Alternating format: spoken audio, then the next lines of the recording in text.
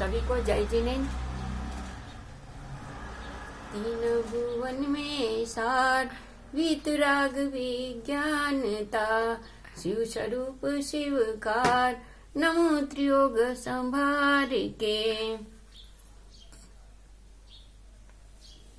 आज हम तप के संबंध में चर्चा करेंगे।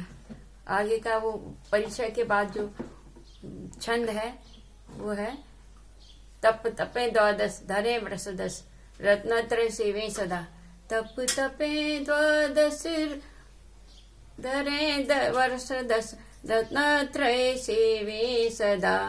मुनि साथ में वह एक विचरे, चाहे नहीं भव सुख कदा। तो पहले हम तप की चर्चा करते हैं।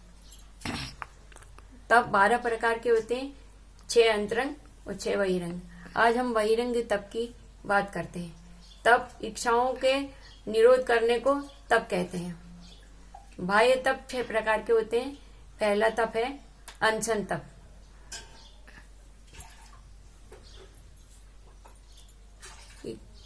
चारों प्रकार के भोजन को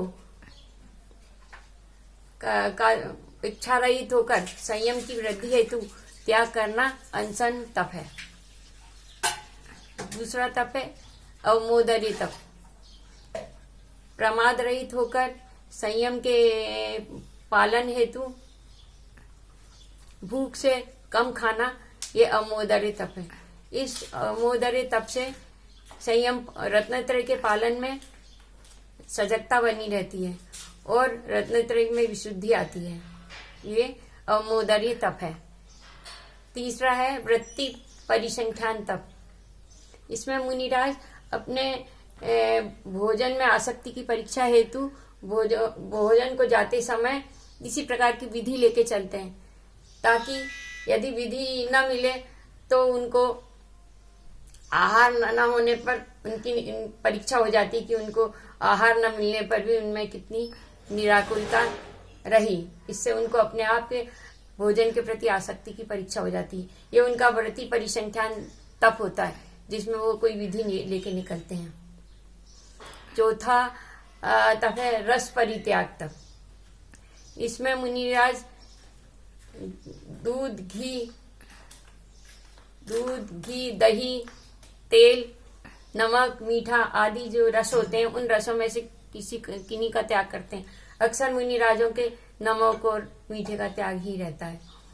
वे इन रसों का त्याग इंद्रियों के दमन हेतु करते हैं और निद्रा पे विजय प्राप्त करने के लिए रस परित्याग तप करते हैं। इससे भी रत्नत्रय की में विशुद्धता आती है, रत्नत्रय की वृद्धि होती है। पांचवा तप है विविक्त शय्यासन तप। मुनि महाराज एकांत स्थान में शयन करते हैं, जिससे कि उनकी चित्त की में ध्यान आदि में एकाग्रता रहे। शयन करते समय भी उनकी चित्त जो है अपने स्वाध्याय के जो किया उन्होंने उसी के मनन में रहता है। और छठा है काया क्लेश तप। मुनि महाराज अपनी शरीर से अहंकार ममत्व को दूर करने के लिए आतापन योग करते हैं। इस आतापन योग से वह अपने शरीर से ममत्व और अहंकार को दूर करते हैं। इस प्रकार ये 6 उनके बाह्य तप हुए।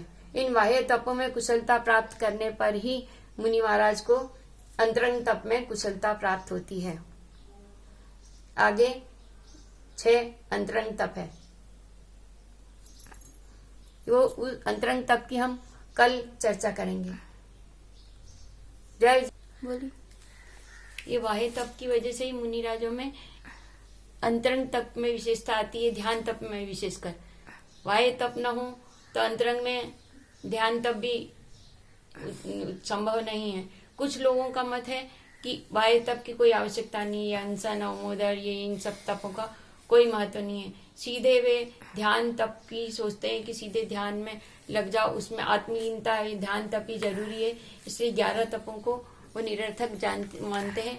उनका सोचना ये रहता है कि स्वरूप में लीनता ही मुख्य बात है। इसलिए ये भूख, प्यास, अनशन, अवमोदर ये सब रथा हैं। इन सब की कोई मतलब अर्थ नहीं है ये सब करने का, लेकिन ये उनकी मिथ्या धारणा है।